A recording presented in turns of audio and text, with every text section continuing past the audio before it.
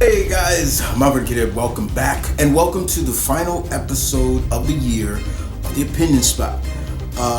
We are going to end it on hopefully a good run, and it gets good vibes, and everybody communicates back into the field. But today on the list, I had posted a poll basically saying to you guys, hey, I'm working on the final, I'm planning the final few opinion spot segments, and one of them is characters, 10 characters I want that should be in the MCU outside of just X-Men villains that are supposed to be in that should be in the MCU outside of just Magneto. Everybody voted, and the vote was unanimous for the X-Men. The other one was based on, now that James Gunn has control of DC Studios, with characters should he use. I'll save that for the first episode, the first opinion spot of 2023.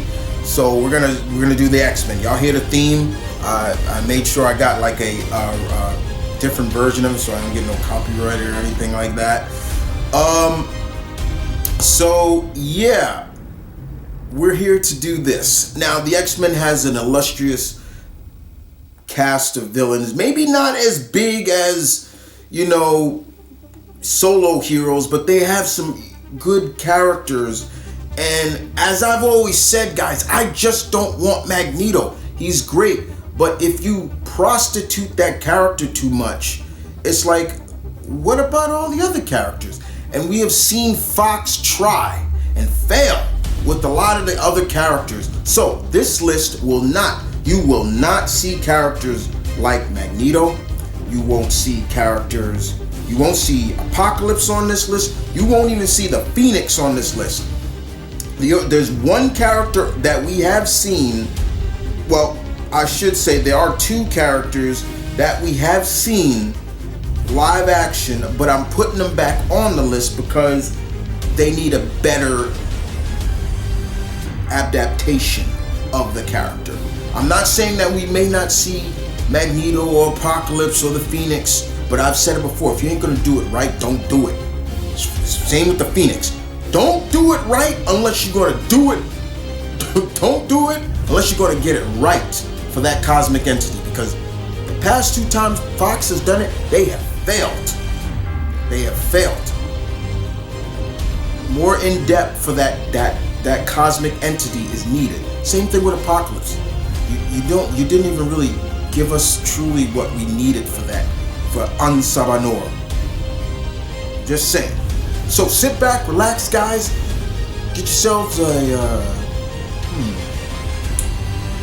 get yourselves a pack of spicy nacho Doritos, a smart water, stay a little healthy, and the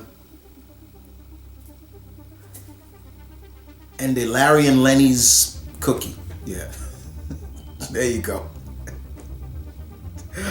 I'm sorry. Don't make myself hungry. But anyway, sit back, relax, enjoy the list, and let's get to it.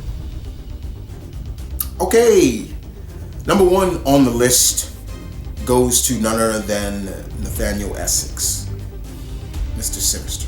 Do I have to say more about this character? Mr. Sinister, one of my favorite X-Men villains of all time, has not got the spotlight in a live action adaptation yet.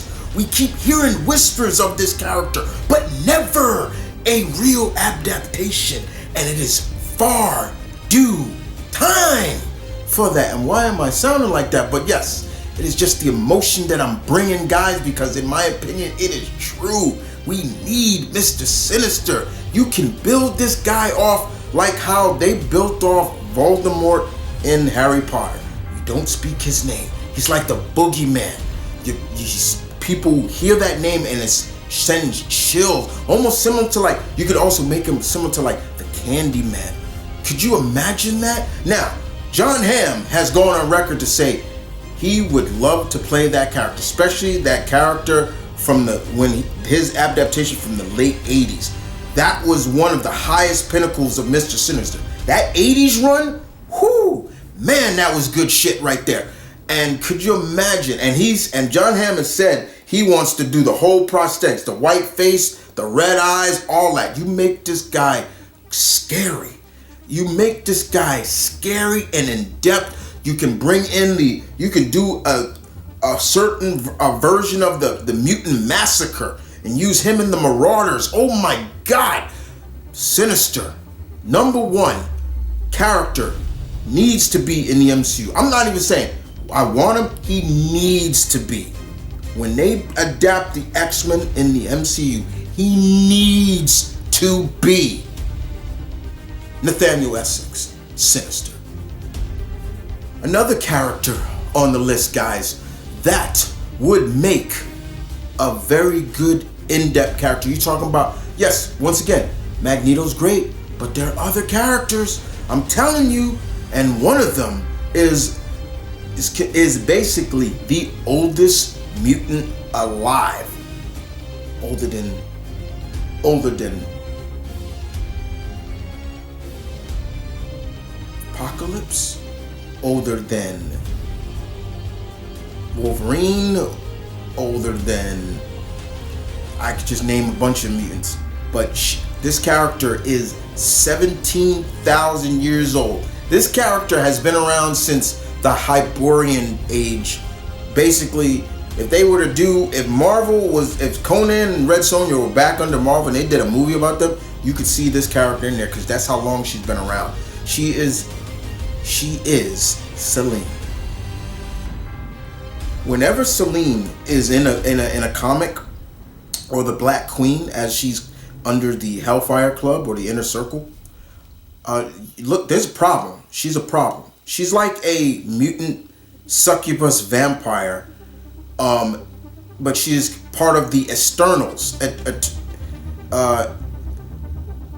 These are a certain amount of mutants that are above the aspect of mutant. And no, we're not just talking about different levels of like Omega and everything. No, these are above them. And there's a few that are like her, but she's one of them, and she's probably the strongest. Selene has given the X-Men a lot of problems. X-Force, you name it. She has always been a threat. And I would love to see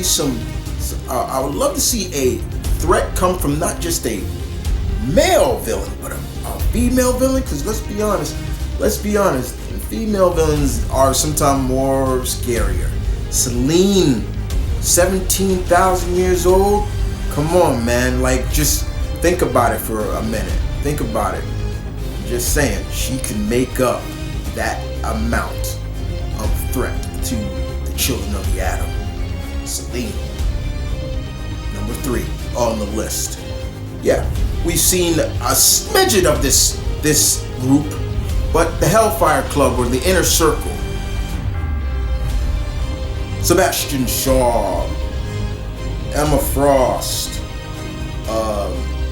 Donald Pierce, and a few others. This group has been around for years, and they've been members of this team. What makes them stand apart, which I love, is that they still dress like people from the colonial ages, which I like.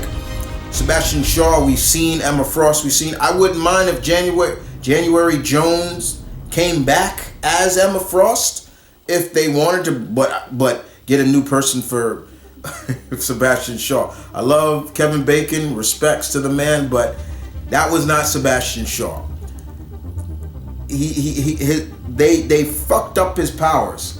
His powers don't act the way they had it. He's a big man, and it is the more kinetic energy you throw at him, the strength that you use against it, it makes him stronger. Okay, that's what's scary about it. So you could try to punch him, throw punch after punch after punch after punch, and it's like his metabolic system is absorbing that kind of force you're using to punch him. Now we've seen him what they showed of him in the animated series, perfect. That's Sebastian Shaw. You see how even when Rogue was punching him, he was just getting stronger. Then Beast even tried to use his brains. Okay, you can't absorb what is not being focused on you. But however, he was like, yeah, clever, but ineffective, because you're using kinetic energy to spin him, Hank, and that was perfect. That's how you do Hank. That's how you do Sebastian Shaw. He is a great hero. We need a mutant team to be a big focus for the X-Men. Now, with that being said, would I want them to be in there Colonial? Hell yeah. Makes them stand out. That makes them stand out. And you could see from their New York base to their European base, they're worldwide. That's the issue of them. But you can see the White Knight, the Black Queen, the White Queen, the Black King, the White. There's so many. They all represent a different like chess piece. And I would love to see it done with proper respect. And even their men in the real costumes that you're seeing them in, that purple and reddish costume with the kind of theatrical face that don't move. I would be all for that, my boys. The Hellfire Club or Inner Circle makes the list. Number 3. Number 4 on that list goes to Mojo. I was talking to a buddy once and I said Mojo, and a buddy said to me, he said, man, he would scare the shit out of kids in theaters if they brought him. Good! He's supposed to be scary. Good! Enough of this trying to make everything look. No, you make this guy look creepy. His race is known as the spineless ones because they got no spine. That's why he wears that bionic legs and everything and the spine to keep him from really looking, because he's so big and puppy, but still to keep him kind of straight up. I would love to see him come out and he's looking, yeah, I'm Mojo, and his eyes all big and crazy. He would be a different type of villain, which makes sense. And that would be the way I would do Mojo is the villain that, if you can't do Krakoa, that would be the way I would do a sequel to the X-Men movie. You have the original X-Men get captured by Mojo, and Professor Xavier brings in the giant size team that we saw in Giant Size X-Men 70s run, and then go after the original team to break from Mojo. But Mojo's world, from Long Shot to Spiral, all those characters I would love to see done, because I would love to see Spiral just done. We just see this four-armed woman witch and just doing this crazy dance, and she could teleport stuff, but Mojo would just be scary and I would love it. You know, just, you're gonna be in my programming. It's all about ratings. Like, you would need an actor to bring that kind of energy to Mojo, but also the prosthetics to make him look just, by God, creepy. Perfectly done. I would love to see Mojo. There's a few people that I've talked to that say, yeah, I would love to see Mojo. Mojo is a different type of X-Men villain, but it works. He would work. Could you imagine seeing Mojo's world, the Mojoverse, all that place? Come on, give me something. Give me something. Number 5 on the list goes to Arcade. Hey, people sleep on Arcade, okay? Listen, I know true X-Men fans like myself that sleep on X-Men. Like, he's not really that a threat. The fuck he isn't. What are you talking about? He's not a threat. Arcade is one of the he's one of the oldest X-Men villains. He's right up there with Magneto. Arcade would be very interesting because, once again, you're putting the X-Men in a death trap. Similar to, like, I'm not going to say Hunger Games, but yes, in a death trap like scenario where it's about survival for them, you know, murder world.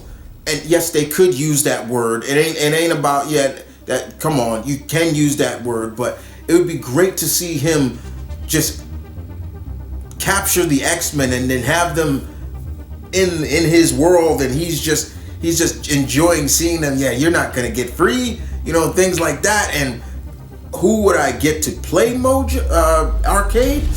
Ooh, that's a good question. That's also something I thought about too. Like, who would be a good fan casting for Arcade?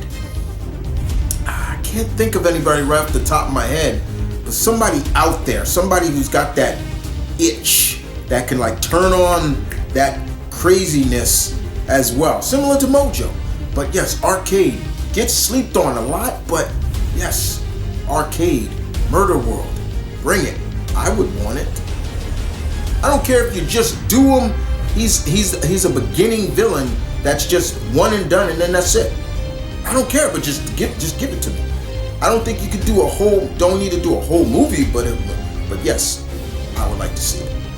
Arcade makes number 5. Number 6 on the list. Six on the list goes to none other than the Shadow King. Now, a lot of people say, but Chris, we've already seen the Shadow King in Legion. Yeah, and I didn't care for Legion.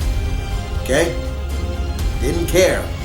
I've never been a big Legion fan. Matter of fact, I've never been that big a fan of a lot of Xavier's kids. I just don't. I've just never. Not even Proteus. I'm just like, I just never have. But with that being said, Shadow King would be a very cool character, because for me, I want more Xavier mind battles on the planes, the mind planes, where he's at his strongest. I want that, where we saw somewhat like that in Apocalypse, and I was like, okay, but I want Xavier, Shadow King on the astral planes going at it. Yeah, you could do the X-Men too, but it really comes down to Xavier to face them, and maybe Jean. Put Jean up in there facing. But yes, it does play up well. The Shadow King is also had a lot to play in Storm's. Yeah, you could do that too, but again, I don't. For the first movie, X movie on the MCU, I don't want Storm anywhere near this movie. I don't want any of those characters near of those movies. I did a video of showing who I would want as the MCU lineup of the X-Men, and you guys thought it was pretty cool that I stayed true to the 60s run. That's what I'm saying. Like, you don't need to rush all those other characters. Save those characters like a Wolverine, because a lot of those characters could be done in their own movie and then go into the X-Men. I'm just saying. But Shadow King, yeah, be great. Just saying. Shadow King.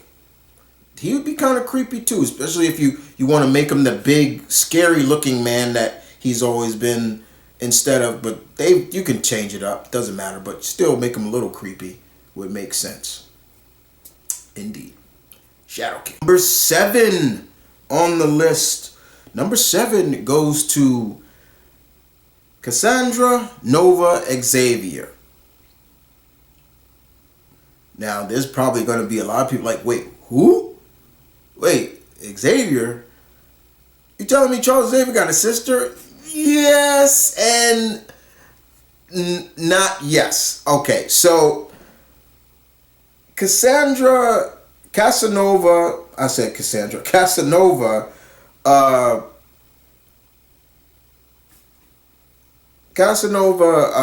Xavier is like a parasite or spirit that is like an equal to one person.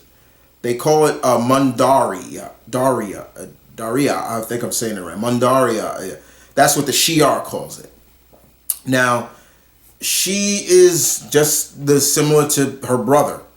She inhabited Xavier's. Now, this is when they started to add. They had to kind of add her origin into, and this is coming out of Grant Morrison, because he's the one that created her.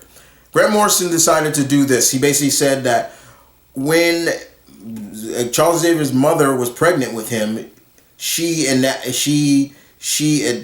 spirit basically her spirit, Cassandra Nova, basically went inside the womb and pretty much was able to make a carbon copy of herself, basically a twin version of herself. Now she's also bald like Professor Xavier and everything like that. She has all the similar powers as well, and then some more. And she nearly killed Xavier in the womb, but Xavier was able to fight it even in the womb with his powers. Like, yeah, Xavier was already tapped into his powers in the womb. This is, once again, adapting, stuff like that. Grant Morrison, there's a lot of characters Grant Morrison created under his X-Men run that I just don't care for, but she's one of them I do care for. But I would love to see it. It would be cool to see them, and I think people would like to, whoa, an evil Charles Xavier, like, but female, like, and I know we could say, well, Marvel kind of is overdoing that in the MCU with the evil sibling. Well, face facts, there are a lot of evil siblings in the Marvel universe, and not all of them are on the side of good, or both on the side of good, or usually one of them is on the side of good, the other one is on the side of bad. You got to get used to that, and that's something that I have been very used to, and I would love to see it. Who would I get to play her? It depends on which woman, which actress would be cool with shaving her hair, or putting a ball cap on. But I would go for, for example, lovely Kieran Gillen. She shaved her head. That wasn't a ball cap. She shaved her head for Nebula, even though Nebula has hair, but I didn't mind the bald Nebula, but I would love to see the old school Nebula with the purple hair, but that's just me. But yeah, I love that she did that. That just showed her commitment to that role. I believe Miss Swinton, who played the Ancient One, I think she shaved her head. I like the commitment. That's cool, But yeah, definitely, I would love to see Cassandra Nova. Yeah, I am saying her name right. I was saying Casanova. Cassandra Nova, Xavier as a villain. Be interesting, don't you think? Number 8 on the list. Who are we? Who is this character? Well, I can tell you he is an embassy of a cosmic entity known as Cyttorak. Yeah, and I would want to see the entity himself, Cyttorak. But this character, Kane, his name is Kane, his first name is Kane, spelled with a C, Kane Markle. He is the stepbrother to Charles Xavier. We have seen him adapted twice.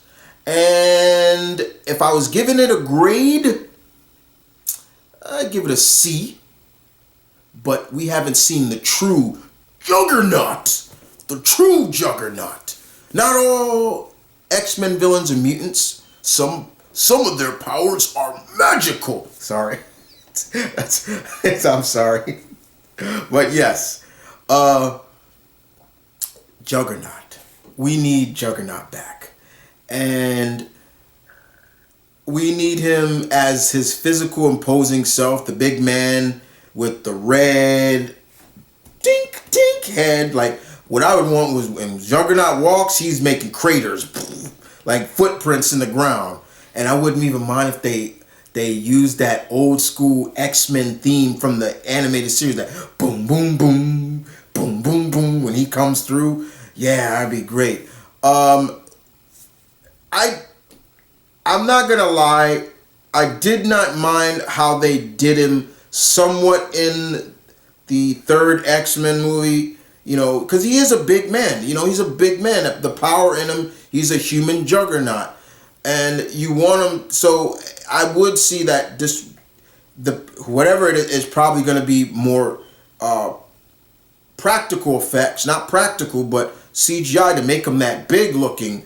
And I wouldn't mind that, but I want the real Juggernaut, related half brother to Charles Xavier. None of this, he's a mutant nonsense. No, his powers come from a gem that is from a cosmic entity. So his powers are magic based more, and you give him that fierce look and things like that. Now, when they did him in Deadpool 2, it's just like, it was okay, but it was like, if you don't know who that character is, you're just like, who's the big guy that just ripped apart, No, you gotta do him right. And you give him the backstory that it needs, because in both live action ones they didn't do any of the backstories. We need the real backstories to Kane, aka the Juggernaut. Am I alone rebooting Juggernaut? Am I alone? I want to hear from you guys. Let's go. And we move on the 9th choice. This is a character that could work in a solo Wolverine movie, but I think a lot of people forget this character first appeared in X-Men comics. Not a Wolverine comic, in X-Men comics. So technically, yes, he is more of an X-Men villain than anything. But who is this character? Well, I can tell you he comes from Russia. And his name is Omega Red. Omega Red, a character that I would love to see. And I would love to see an actor come along who can pull off pretty much a real authentic Russian accent, speaking only English, but more importantly, the long blonde hair, the white pale skin, the red eyes, those tentacles that come out of his arms, the costume. I want that. The carbonadium armor that that is on him. But the thing about what people don't understand about Omega Red is this guy was scary before he even became that character. That's the problem. I think a lot of people forget. This guy was a psycho killer before he became Omega Red. He was a serial killer. Now, I'm not saying that they should do that and adapt him like that in the live action if they wanted to. I would do it. You ain't gotta show him killing people, but you could just give a hint. This guy was a murderer before he even became that. But it would be interesting. Now, how they did him, how they adapted him in the animated series was pretty good too. I didn't mind that. Basically saying that the Soviets created him. He was supposed to be somewhat a living weapon, like a super soldier or so. Because remember, if you watch that episode, they showed like he was supposed to be the equivalent of Captain America, but just different. But the Russians already have their Captain America, and that's Red Guardian. So we don't need that. So yes, but still, wouldn't you love to see the Omega Red and speak with that very cold and grim voice, like just you will never destroy me. You could even kind of build him up like Ivan Drago, like I break you, like I will crush you. I 1 or 1,000 mutants, they will not stop me. I will destroy them. I'm just saying, stuff like that. You cannot. And then you can add a new, very exclusive metal to the MCU. So far, we got vibranium. We're gonna have adamantium soon. Carbonadium is next. Let's go. Let's go. So yes, Omega Red makes the list. Number 9. Number 10 on the list. This is not a character we've seen before, but we've seen his children in a sense. And that character is Master Mold. Yes. Now, you can say, but Chris, come on, bruh. We've seen the Sentinels already. Hell, they were really good. I give it a C+, A for effort, but no.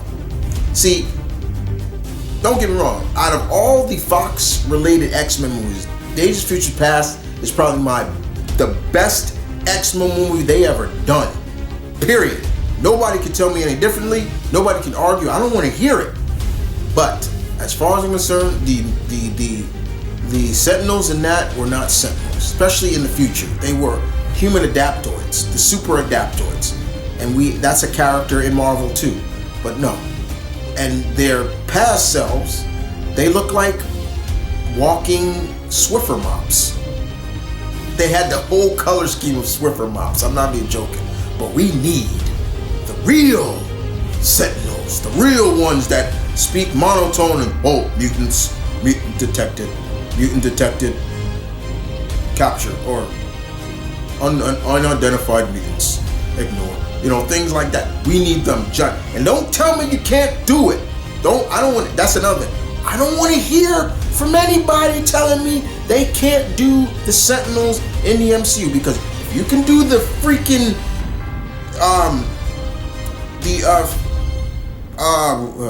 not the Eternals,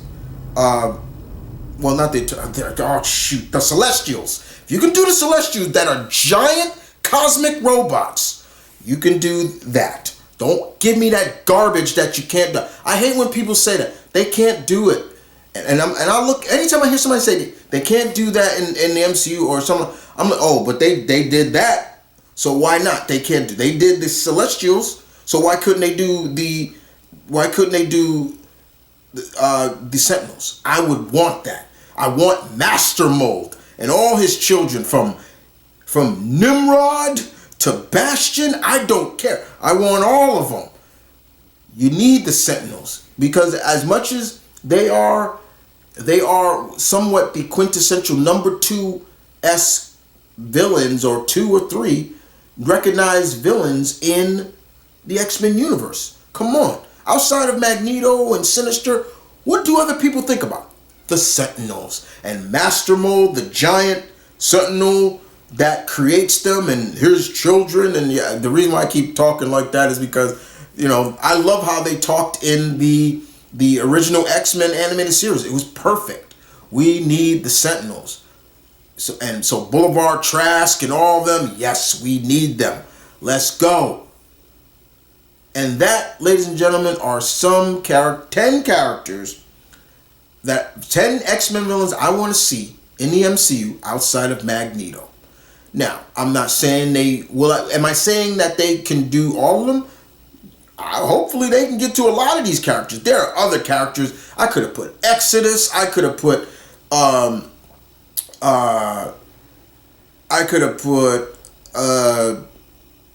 the rest. I said the Marauders. The Marauders. Things like that. But yeah, all the mutates from the Savage Land, Sauron. I could have put all those are other characters. But for me, these are 10 that I want. And let's not forget, for honorable mention, it's not a character but a place. And I'm sorry, and I'm not even sorry what I'm gonna say. We need the Savage Land. I'm sorry.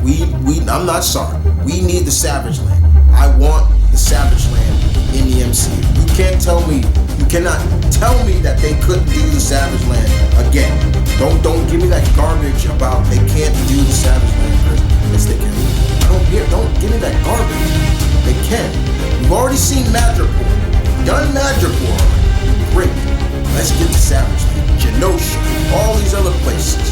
Let's go.